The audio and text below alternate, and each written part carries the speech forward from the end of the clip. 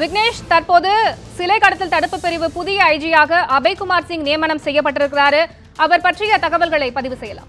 இன்றைய தினம் சிலை கடத்தல் தடுப்பு பிரிவு ஐஜியாக இருக்கக்கூடிய பொன்மாணிக்கவேலுடைய பதவிக்காலம் நிறைவடைந்ததை அடுத்து அவர் இன்றுடன் ஓய்வு பெற இருக்கிறார். இந்த நிலையில் அடுத்த சிலை கடத்தல் தடுப்பு பிரிவின் புதிய ஐஜியாக அபய்குமார் சிங் நியமனம் செய்யப்பட்டிருப்பதாக சற்று நேரத்திற்கு முன்னதாக தமிழக அரசு அறிவித்திருக்கிறது. இந்த ஐஜியை பொறுத்தவரையில், அதாவது ஐஜி அபய்குமாரை பொறுத்தவரையில் கரூரில் இருக்கக்கூடிய தமிழ்நாடு செய்தி மற்றும் காகித நிறுவனத்தினுடைய லஞ்ச ஊழல் ஒழிப்பு கண்காணிப்பாளராக பணியாற்றி வந்திருக்கிறார். அதன் அடிப்படையில் அவர் தற்போது தமிழ்நாடு சிலை கடத்தல் தடுப்பு பிரிவினுடைய ஐஜியாக நியமிக்கப்பட்டிருக்கிறார்.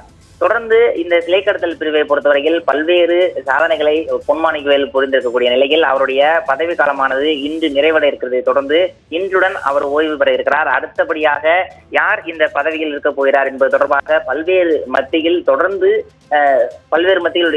எதிர்பார்ப்பு நிலை வந்த அடிப்படையில் தற்போது புதிய ஐஜியாக கரூர் மாவட்டத்தில் இருக்கக்கூடிய காகித மற்றும் செய்தி நிறுவனத்தினுடைய லஞ்ச ஒழிப்பு கண்காணிப்பாளராக இருந்திருக்கக்கூடிய அபய்குமார் சிங் புதிய சிலை கடத்தல் பிரிவினுடைய ஐஜியாக நியமனம் செய்யப்பட்டிருப்பதாக தமிழக அரசானது தற்போது இந்த அறிவிப்பை வெளியிட்டிருக்கிறது.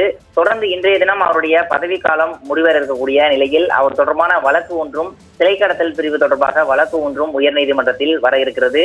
இந்த நிலையில் நாளை முதல் இவர் சிலை கடத்தல் பிரிவினுடைய புதிய ஐஜியாக அபய்குமார் IPS இருப்பார் எனவும் தமிழக அரசு சார்பில் தற்போது அறிவிப்பை வெளியிடப்பட்டிருக்கிறது. லலிதா.